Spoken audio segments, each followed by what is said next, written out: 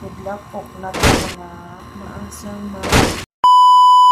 Hi there mga pangga, it's me again, Christina, isa pong home-based baker dito po sa Sara, Iloilo. This time, share ko sa inyo itong nagawa kong 2-tier na soft icing cake, rainbow theme, and then yung detalye nito is fondant. So honestly speaking mas triple yung pag-iingat at saka yung kaba mo kapag soft icing and then fondant details. Kasi nga pag masagi mo yan kahit once lang, wala na. Unlike pag full fondant cake kahit na mag-touch by touch ka pa dyan, hindi kaya careless whisper yung gawin mo, ay walang ka problema. Ganon. So kung napansin nyo sa intro natin, ay medyo nagka-problema tayo dito sa ating mahabang rainbow. So dahil sa first time kong gumawa ng ganitong design, ay nanood muna ako ng tutorial kung paano ba natin masisecure itong ating rainbow na fondant. So first option ko gawin kong gum paste itong detalye na ito. Pero di ko ginawa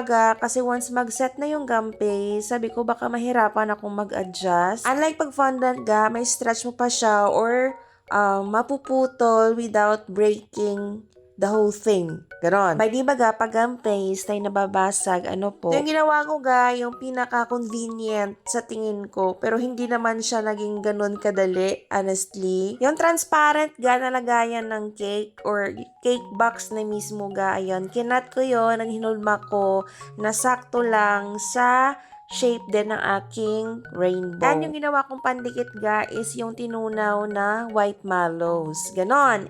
And naging effective naman siya, kaluyan. At ito na nga yung final look na ating cake. Nakitang-kita yung kulay niya kapag nakabukas yung bintana ko And safe na na nakarating kahit na medyo malayo pa yung pinagdalhan. Pangamoy pa kabakod pa dayan. Thank you so much guys for watching.